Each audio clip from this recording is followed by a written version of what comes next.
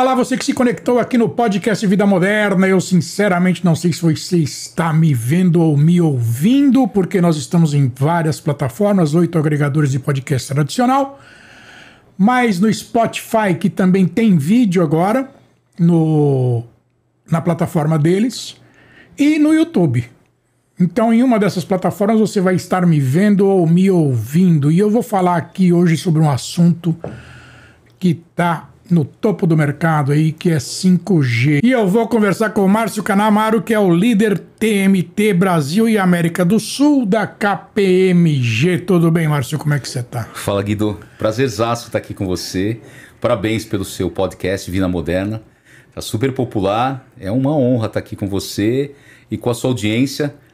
Bom dia, boa tarde, boa noite, qualquer plataforma que você esteja, essa multicanalidade do podcast, bastante interessante para ter um alcance importante, democratizar a informação. Espero poder contribuir aqui com as informações sobre o 5G e essa tendência que está marcando o mercado de telecomunicações e vários setores da economia brasileira e mundial. Exatamente. Agora, no teu cargo aqui, eu falei que você é líder TMT. O que é o TMT? O mercado, quem é do ramo, conhece. Agora, quem não é do ramo, fala, o que é TMT? Essa sopa de letrinhas significa tecnologia, sim, mídia, tá, também tem esportes e e-sports, né? Tá, e telecomunicações. Tá. Então, são esses 4 segmentos que congregam o setor que eu sou responsável aqui no Brasil e na América do Sul, na KPMG. Sem isso não tem vida moderna, né? Sem isso não tem vida moderna, não tem digitalização. Não tem nada, né? Não tem. Pois é, vamos bater um papo sobre 5G aqui. Como é que tá o 5G no Brasil hoje? Todo mundo fala que já tem 5G, já está instalado 5G, todas as capitais já têm. Agora, o Brasil não é só capital, né, cara? O Brasil é um mundo, né? O Brasil é um supercontinente de muita relevância para o mundo de telecomunicações. Vale lembrar que a gente adotou um padrão chamado Standalone. Sim. O que vem a ser isso? É um 5G puro. É um 5G que tem um diferenciador de alcance de velocidades muito superiores, até 10 gigabits por segundo, ou seja, quase ou praticamente até 100 vezes o que a gente tem hoje na internet móvel tradicional. Sim. Esse modo standalone ele utiliza basicamente uma infraestrutura apartada, não se alavanca a tecnologia ou a plataforma do 4G existente.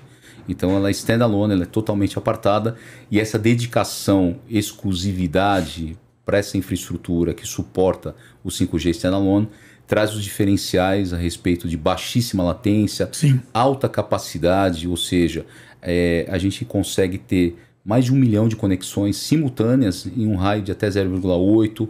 A latência chegar até 1 milissegundo. Hoje a gente tem uma latência medida em torno de 12 até 20 milissegundos, que já é a metade do que era aferido com 4G, de 50 milissegundos. Sim. E uma banda de 10 gigabits por segundo, uma eficiência muito grande em relação à capacidade e utilização e eficiência energética. Né? Então a gente vê que pode ser até 10 vezes mais eficiente energeticamente se comparado com a tecnologia anterior. Quer dizer, ela é uma rede totalmente limpa de interferência, então.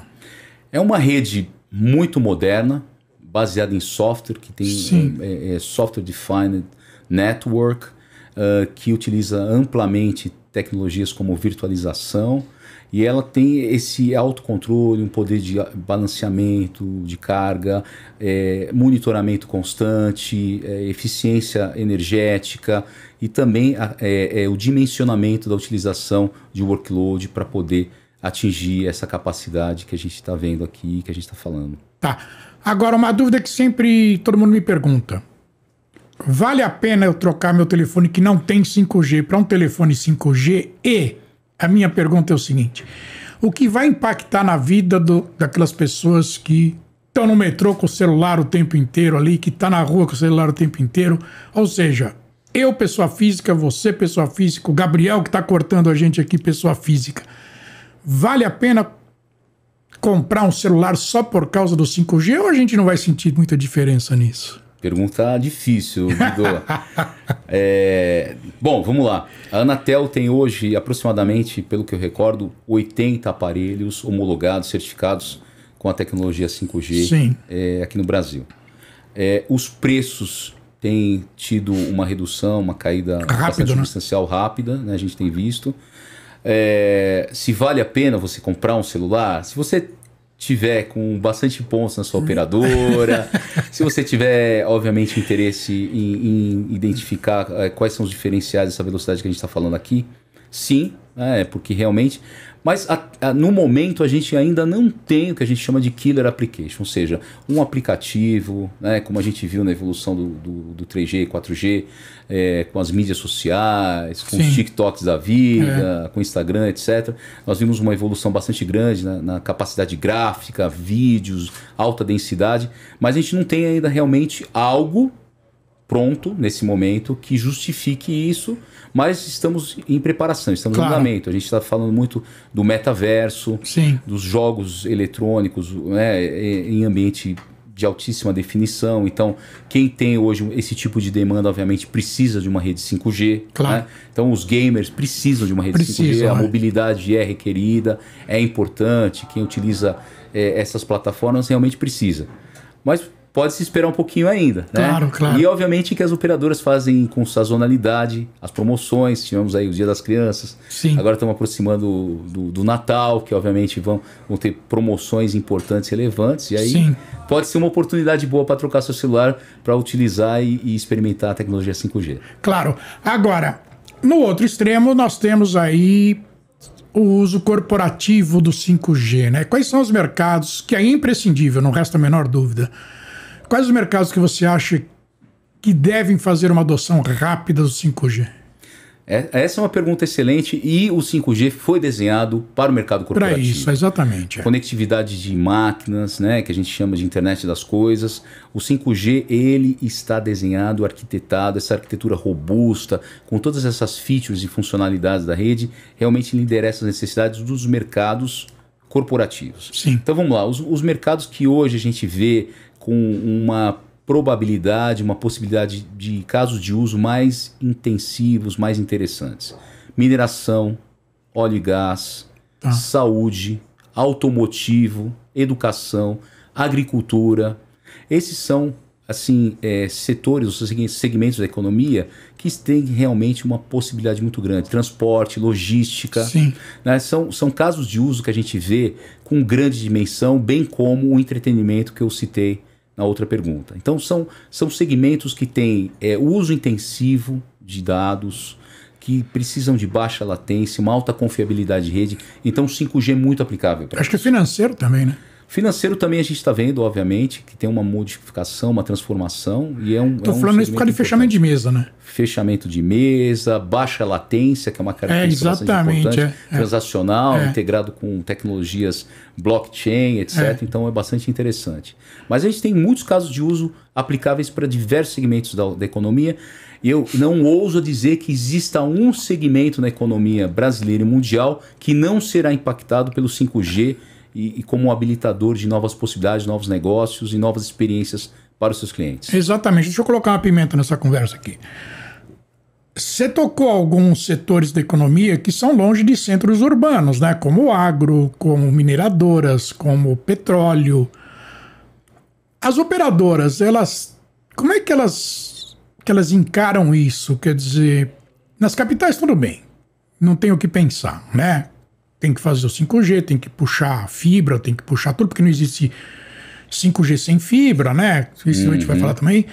Mas no interiorzão, por exemplo, vão ser redes privadas de 5G, você vê como maior possibilidade, ou as operadoras vão entrar nessa também?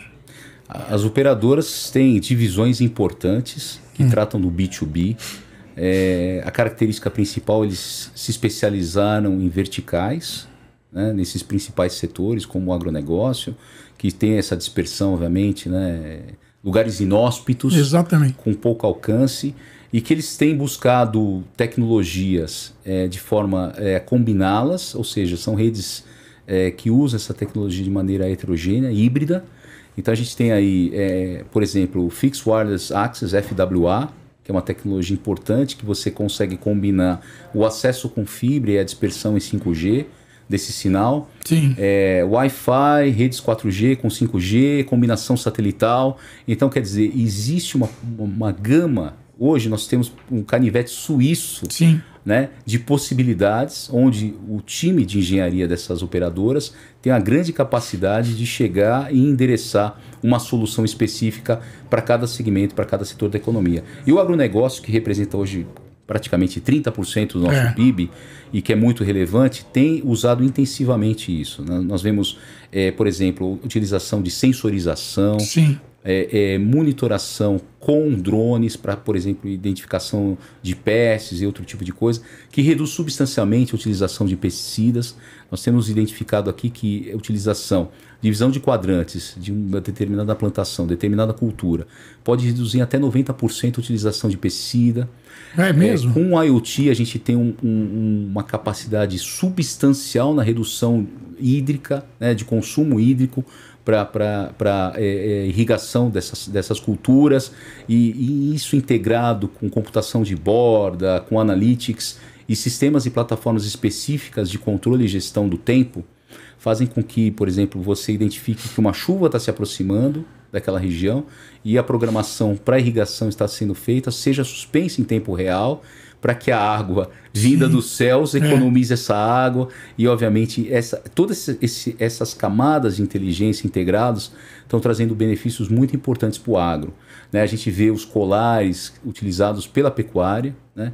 Onde uma série de movimentos, identificação de comportamentos do gado podem identificar uma peste, podem identificar uma doença, um problema sanitário, né?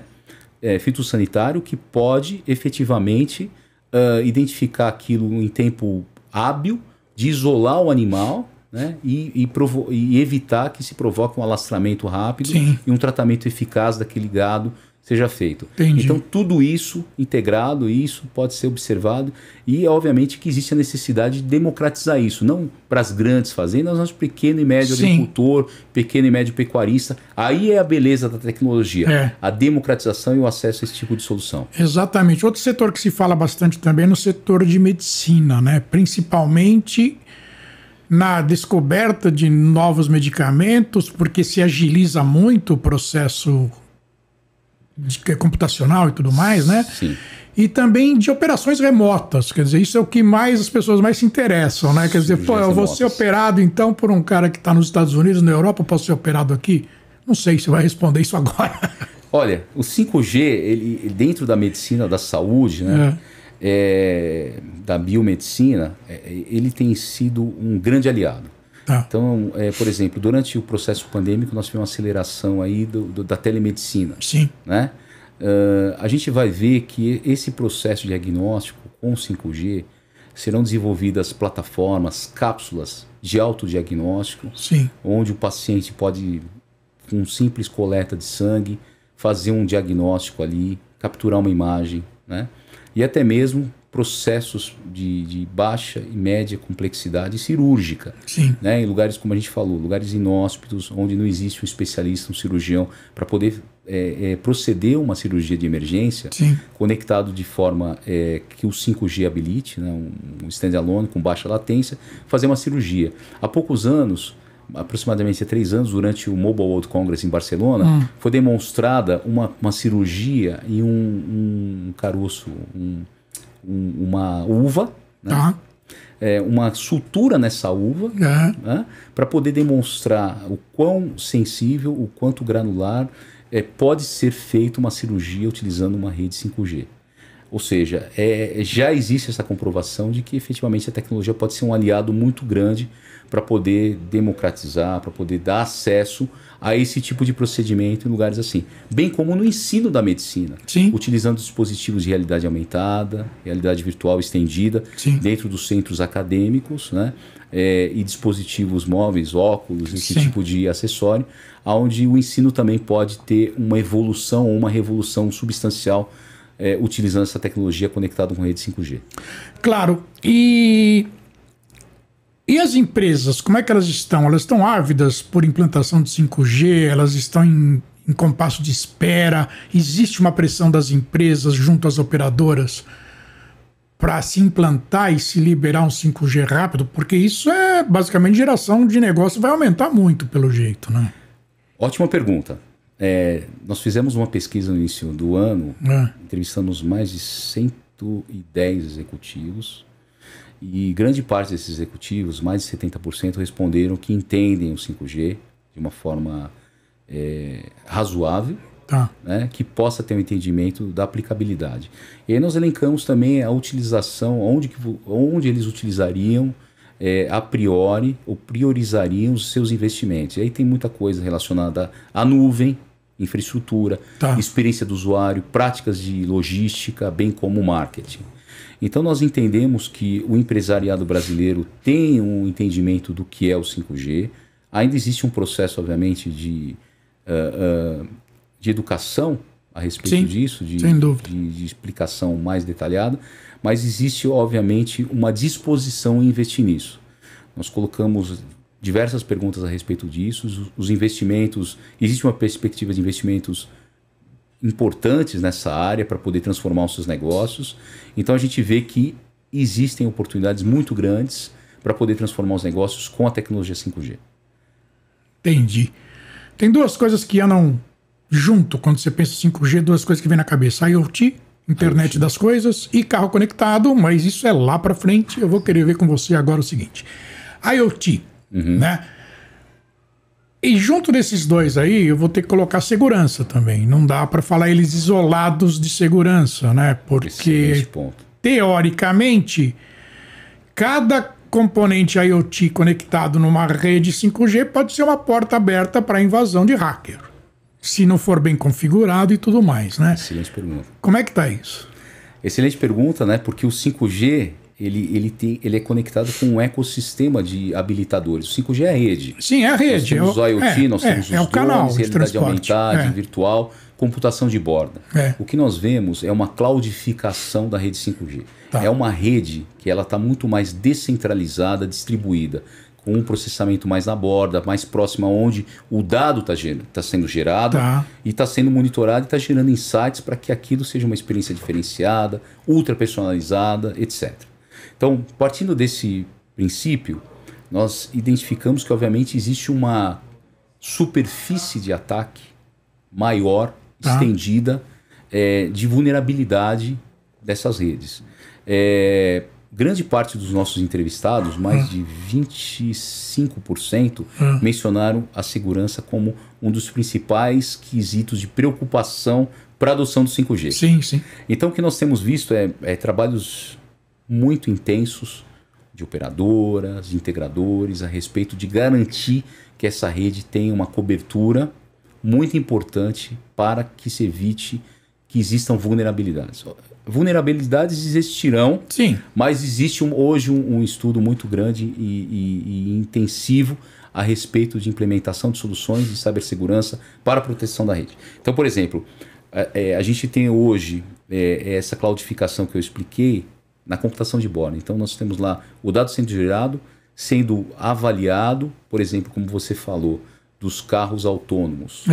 Esse é um caso de uso importante, né? O caso de uso do carro autônomo. Então a computação de borda está a todo tempo avaliando, conectado com o IoT, com o dispositivo do veículo, guiando ele, garantindo segurança, identificando se existem vulnerabilidades a serem implementadas de segurança, por exemplo, no carro, implementando recalls de segurança em tempo real para proteger o carro. Então tudo isso realmente é um futuro promissor e de preocupação das empresas a respeito de que garanta-se a segurança e a experiência com baixa vulnerabilidade e grande proteção à privacidade, à experiência do usuário. Sempre que surge esse assunto de carro conectado e carro autônomo, eu sempre pergunto com quem eu faço podcast o seguinte: a gente vai viver numa sociedade híbrida durante um bom tempo, né? Quer dizer, não vão ser anos, vão ser algumas décadas até. Eu acho que vão ter problemas jurídicos aí tremendos, porque você imagina um carro autônomo, ou existe um acidente entre um carro autônomo que não tem motorista, não tem ninguém, e um carro dirigido por uma pessoa. Né? Isso dá uma briga jurídica enorme, né? Porque quem falhou? Foi o satélite, foi o 5G, foi o software, foi o hardware, foi o motorista. Quer dizer, Você não acha que isso vai dar uma certa complicação? E não existe lei para isso ainda, né? Não. Olha, tem 2 episódios interessantes que eu vou contar para você. Não sei se você viu isso na internet. Um deles aconteceu na Califórnia. Um motorista... Bom, a polícia passou por um carro, por um Tesla, e não conseguiu ver o motorista. Tá. E aí chamou reforço. E daí o que eles fizeram? Eles alinharam ali esse reforço para poder segurar o trânsito. Sim. E aí esse veículo desse guarda que identificou essa inexistência no motorista, sim. se colocou à frente dele e foi reduzindo a velocidade até que houvesse a parada total. Identificou que existia um motorista dormindo. Dormindo no carro. Dormindo totalmente autônomo, né? Então, olha que episódio mais interessante. Pois é. E há poucas semanas também eu fiz um post sobre isso. Nos Estados Unidos também, um veículo que estava andando sem motorista, autônomo total, de um experimento. A polícia parou e não conseguia identificar, não existe, cadê? Não tem uma pessoa aqui. O carro está totalmente autônomo, totalmente autônomo. Então, houve obviamente uma falha, porque a empresa que estava fazendo esse experimento não tinha um call center, uma forma... E a própria polícia não sabe como abordar esse tipo de coisa. Fazer uma integração com uma máquina. Olha, nós paramos o veículo, ou o sistema da polícia identificar que aquele veículo está registrado com alguém e se conectar para poder identificar se está tudo ok, se está tudo nos conformes com esse veículo. Então você imagina que existe todo um ecossistema, além do jurídico, que não está preparado para isso, efetivamente. Não está. Né? As leis ainda estão sendo discutidas de quem efetivamente seria o responsável, se existiria uma responsabilidade compartilhada, uma corresponsabilidade. Então isso ainda é um assunto bastante polêmico, bastante difícil de responder nesse momento. Claro, mas tem que haver uma discussão, né? Uma discussão tem que ser aberta e isso... Porque dá para prever que vai acontecer, inexorável. Nós teremos, vai ter.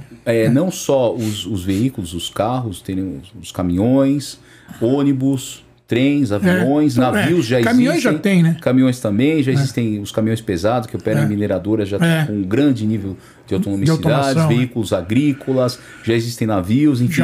Nós vamos conviver aí e a integração disso tudo para que exista uma harmonia, uma responsabilidade, uma coordenação, para que não exista um mundo de caos. Claro, senão fica pior do que é hoje. Temos veículos individuais que voam, que são drones individuais, particular. Teve um caso também que eu vou falar aqui, que é o seguinte, nos Estados Unidos, não sei se você viu essa, mas um carro com 3 pessoas dentro foi sequestrado. Um hacker na estrada não se identificou quem era, tomou esse carro como refém. Sim. E o cara acelerava, não acelerava, brecava, não brecava, virava o volante, o carro não virava, e o carro ficou à mercê desses hackers durante uns 10 minutos. Aí encostaram esse carro no acostamento e o hacker foi embora. Quer dizer, não aconteceu nada, não voltou tudo ao normal depois, né?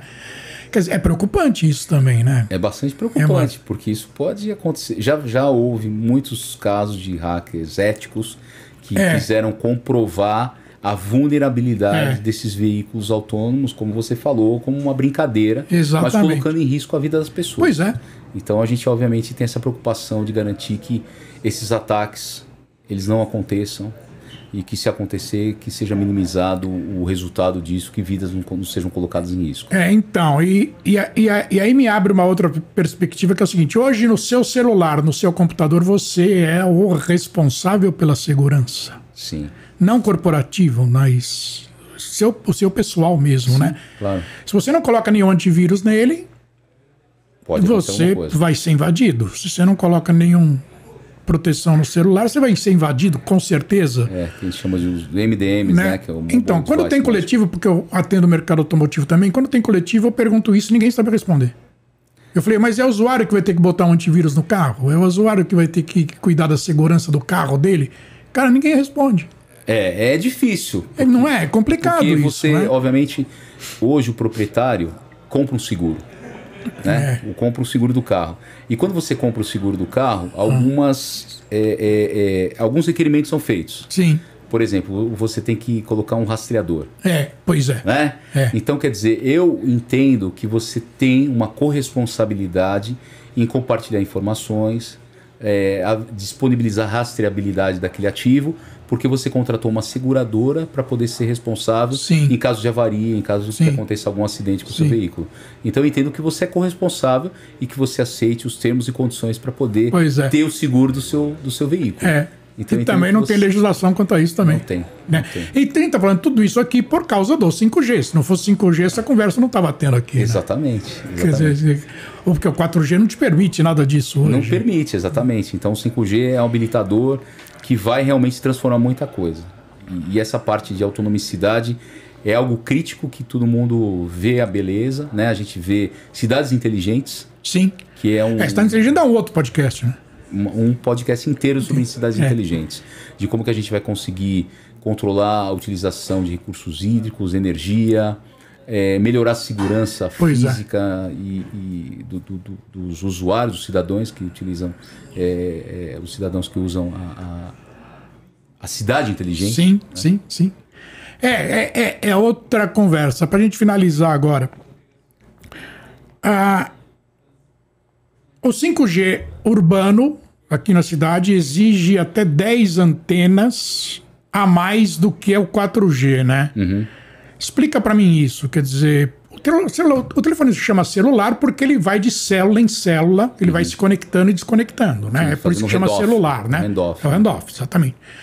No caso do 5G, pela frequência dele, você tem que botar entre um ponto e outro 4G para facilitar, né, a visualização, mais 10 antenas, né? É isso mesmo? Sim. A gente está falando aqui de uma frequência maior. Pois é. Né? 3.5 GHz. Então o que acontece? Fazendo uma análise mais simplificada, a gente tem um cano bastante largo e potente. Tá. Né?